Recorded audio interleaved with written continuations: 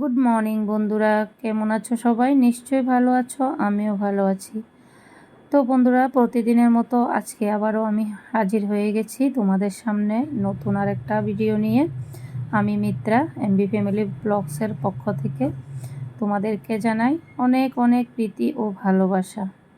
তো বন্ধুরা, দেখো সকাল হয়ে গেছে, আর সকাল হয়ে যাওয়া মানে স্কুলও শুরু হয়ে গেছে, স্কুলের তাড়াহুড়ো। মেয়ে এদিকে দেখো খাবার দিয়েছে, ওর বাবা খাবার খাচ্ছে, আর আমি দেখো শুয়ে আছি।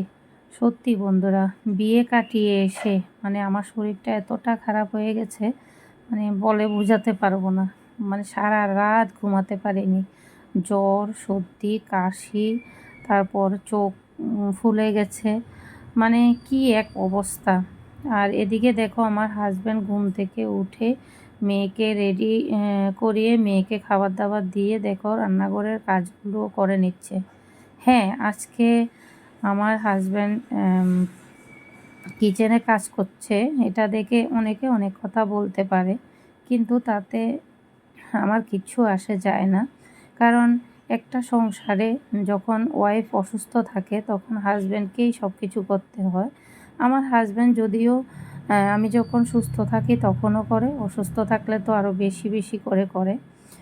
তো একটা সংসারে এভাবে মিলিয়ে ঝুলিয়ে যখন সবাই মিলে করে তখন সংসারে সত্যি সুখ শান্তি সব কিছু বজায় থাকে আমি মনে করি।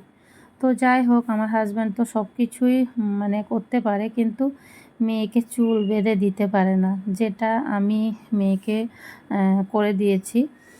তো মেয়ের তো চুলগুলো মোটামুটি একটু বড়ই, তো সে কারণে চুলগুলো বেঁধে দিতে হয়। তো আমি চুলগুলো বেঁধে দিলাম। আর আজকের ভিডিওটা দেখো আমার মেয়েই করেছে একটুখানি সকালবেলা। আর আমি দেখো এখানে শুয়ে আছি, আমার মেয়ে বলছে, মা তোমাকে উঠতে হবে না, পাপা সব কিছু করে দিয়েছে, তুমি শুয়ে থাকো। তো যদিও আজকে আমি টিফিন বানিয়ে দিতে পারিনি, ওর বাবা বলছে কিনে দিয়ে দেবে। তো দেখো মেয়ে আবার জুতোগুলো পরতে পারে না, জুতো পরতে পারে কিন্তু জুতোর যে লেসগুলো ওগুলো লাগাতে পারে না। তো ওর বাবা দেখো রেডি হয়ে লাগিয়ে দিচ্ছে। আজকে মনে মনে ভাবছি যদি ওর বাবা না থাকতো তাহলে কি হতো। সত্যি যখন শরীরটা অসুস্থ থাকে না, তখন মেয়েকে স্কুলে দিয়ে আসাটা বড় মুশকিল হয়ে যায়। তো যাই হোক, মেয়েকে দিয়ে আসলো ওর বাবা গিয়ে। তারপর দেখো এখানে আমার বর নিয়ে এসেছে ক্যাকড়া। তো ক্যাকড়া আরও নিয়ে এসেছিলো, একবার রান্না করে খেয়ে নিয়েছি।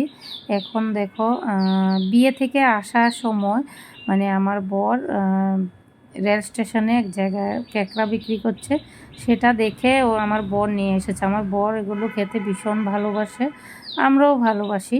তো অনেক দিন পর ক্যাকড়া দেখে আমিও আর না করলাম না, বললাম ঠিক আছে নিয়ে নাও। তো এক মানে দিন খেয়ে নিয়েছি, এখন বাকি যেগুলো আছে সেগুলো দেখো কেটে নি কেটে নিচ্ছে বলতে ভেঙে দিচ্ছে। আমার আবার ভাঙতে ভীষণ ভয় লাগে। তো ও যখনই আসে তখন ক্যাকড়া আনে, না হলে আমার ভয় লাগে। তো যাই হোক, এখানে দেখো আমাকে চা করে দিয়েছে, চা আর মুড়ি একটুখানি খেলাম, আর বাকিটা খেতে ইচ্ছে করছে না।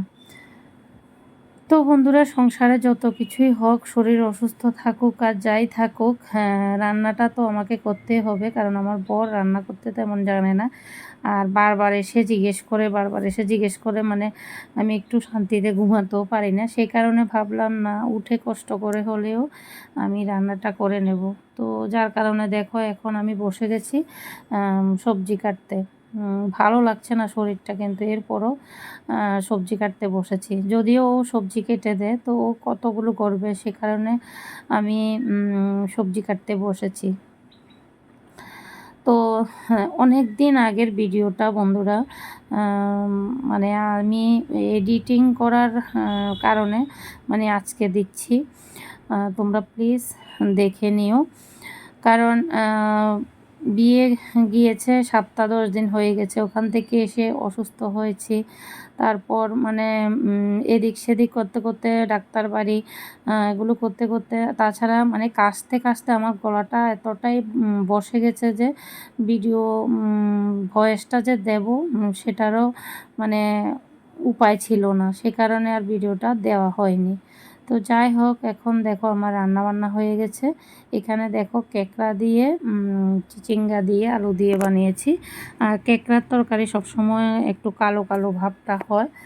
আর এখানে দেখো ডাঁটা দিয়ে আলু দিয়ে শুটকি দিয়ে বানিয়েছি, যেটা আমার মেয়ের আমার খুবই প্রিয়।